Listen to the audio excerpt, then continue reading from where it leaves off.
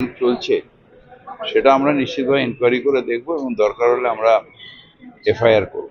Trinamool councillor কলকাতায় সেবাশ্রয় চাইছিলেন কোথায় বিশ্বরূপ দে বললেন যে সেবাশ্রয় চাইছে। আর যদি করে ভালো তো, যে কোনোভাবে মানুষের সেবা করলে সেটা বা পরিষেবা দিলে ভালো তো। সেটা যদিও আমাদের কলকাতার ক্ষেত্রে কি হয়, প্রত্যেকটা ওয়ার্ডে আমার হেলথ সেন্টার আছে, আবার স্যাটেলাইট হেলথ সেন্টার আছে।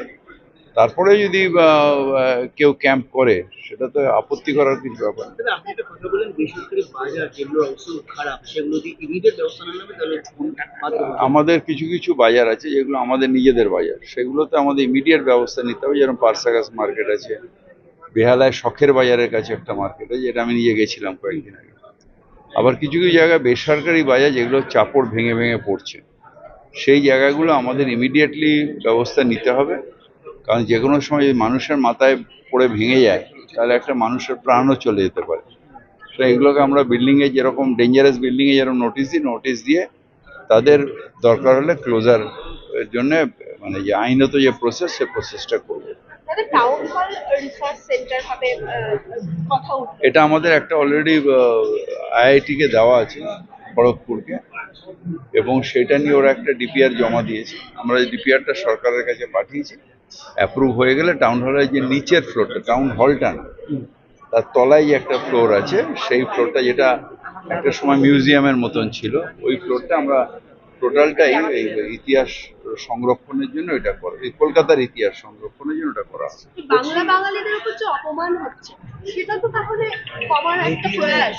দেখুন নবনির্বাচিত সভাপতিকে নিয়ে বললেন কি হচ্ছে যে বাংলার ঐতিহ্য রক্ষা করার দায়িত্ব প্রত্যেকটা বাঙালির, এবং কলকাতা পৌরসভা যেহেতু এটা একটা আমাদের ঐতিহ্য এবং বিপ্লবের একটা পীঠস্থান, এখান থেকেই স্বাধীনতা সংগ্রামীরাও উদ্ভূত হতো। এখানে অনেক বড় বড় স্বাধীনতা সংগ্রামী যারা স্বাধীনতা আন্দোলন করেছেন, তাদের পদধূলিতে এটা ধন্য এই জায়গাটা। তো আমাদের এটা কর্তব্য যে সংরক্ষণ করা তাদের ইতিহাস, যাদের কথা আমরা বলি, যাদের কথা আমরা গর্ব অনুভব করি। এই অধিবেশন কক্ষে যাদের ছবি বড় বড় করে টাঙিয়ে রাখি, তারা যে ইতিহাসগুলো সৃষ্টি করেছেন এবং তাছাড়াও যে কলকাতার ইতিহাস, সেটা সংরক্ষণ করে আমার পরের প্রজন্মকে পাঠিয়ে দেওয়া, বাঙালি আনার যে আভিজাত্য, বাঙালি আনার যে কৃতি, বাঙালি আনার যে গর্ব, সেটা আমাদের পরের প্রজন্মই যাতে জানতে পারে। যেভাবে ইতিহাস বিকৃত হচ্ছে সেটাকে বন্ধ করে সত্যিকারের ইতিহাস জানা, এটা নিয়ে অলরেডি মমতা ব্যানার্জি কাজ করেছেন।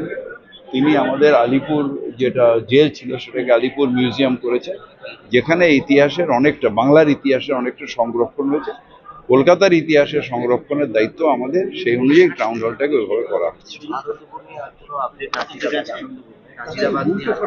এখনো কোনো আপডেট নেই, ওটা অলরেডি ফরেন্সিকে গেছে। যা আমি সকালে খবর নিয়েছিলাম, আমাকে যেটা ওখানকার এসপি বললেন যে এটা অলরেডি গেছে আমাদের এতে ফরেন্সিকে, এবং ওদের সব ব্লাড স্যাম্পল কালেকশন হয়ে গেছে। তো এটা একটা টেকনিক্যাল প্রসেস, তো যতটা টাইম লাগে আমি রিকোয়েস্টও করেছি ওনাদের, যদি একটু তাড়াতাড়ি করা যায় তাহলে আত্মীয় স্বজনরা কিছুটা রিলিফ পাবে।